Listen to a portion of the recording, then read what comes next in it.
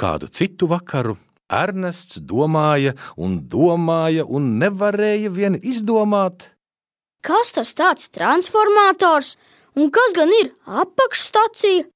Bet vai jūs paši zināt, kas tie ir? Ja nezināt, noteikti pajautājiet skolotājai. Ernests nevienam neko nepajautāja. Viņš tikai domāja un prātoja, kamēr aizmiga. Un sapnī viņam rādījās tās pašas dīvainās lietas – transformators un apakšstacija.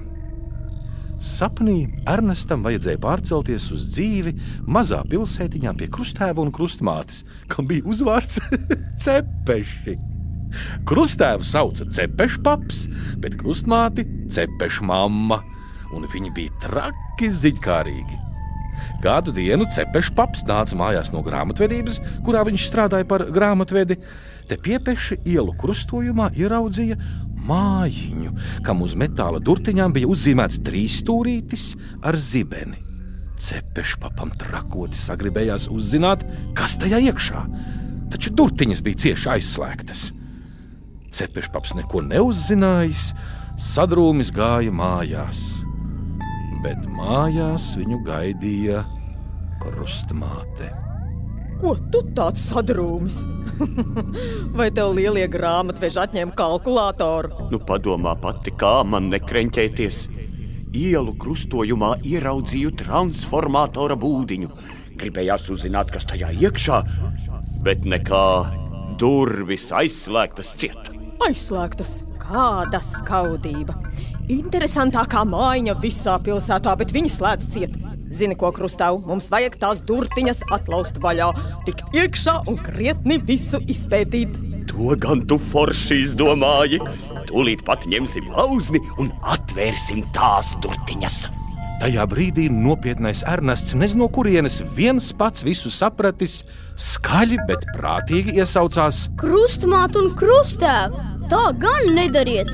Neņemiet visu to lauzni un nelauziet vaļā transformatora būdiņas durtiņas. Ja jūs to izdarīsiet, tad lielā elektrība, kas tur dzīvo, tūlīt leks jums virsū, nogāzīs zemē un nositīs. Bet Krustēvs un krustmāte tikai nobrīnījās par tādu runāšanu. Tu nu gan esi bailulis, Krustdēliņ. Mēs esam beiguši visādas skolas un augstskolas, bet nekāda elektrība nav mūs nositusi. Jā, ej labāk iztīri zobus ar labo zobu birsti un netraucē mūs. Un kamēr nopietnais Ernests tīrīja zobus ar labo zobu birsti, Krustēvs un krustmāte Cepeši aizgāja uz transformatora būdiņu. Viņi atlauz vaļā dzelzs durtiņas, uz kurām bija uzzīmēts zibens, ielīda tajā iekšā, un elektrība nogāza abus Cepešus gar zemi un nosita. Kad no Ernests bija palicis galīgi viens mazajā pilsētiņā, viņš piegāja pie Krustēva un krustmātes Cepešiem, kurus bija nositusi transformatora būdiņas elektrība, un teica: Ak, Krustmāt un Krustēv, kāpēc jūs man nepaklausījāt? Kāpēc saukājat mani par bailīgo? Vai labāk nebūtu bijis, ja jūs mani paklausītu un nelīst tajā transformatora būdiņā? Un tajā brīdī Ernests noraudājies pamodās un redzēja, ka tētis un mamma ir turpat blakus. Abi viņam jautāja: Kas tad noticis? Tad Ernests izstāstīja savu dīvaino sapni, bet tētis un mamma viņam atbildēja: Nebaidies, Ernest! Krustēvam un krustmātei nekas tāds nav noticis. Tas bija tikai sapnis. Žēl, ka mēs tev agrāk, Ernest, nepastāstījām, kas ir transformatora apakšstacija un ka tajā līst iekšā var būt bīstami. Tad varbūt tev slikti sapņi nerādītos.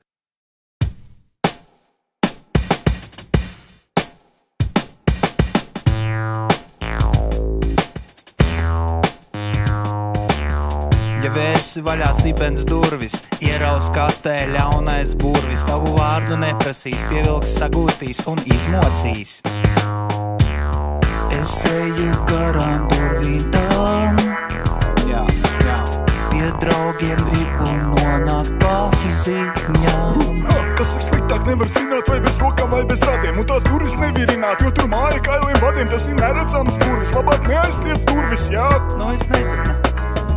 Kas tur slēpjas jālien iekšā, varbūt saldumu kurvis, kur ir saldumi ir iekšavām, varbūt jāatver durvis. Never vaļā, tur ir burvis, jā? Es saku, tur ir burvis. Es eju garām durvīm tām.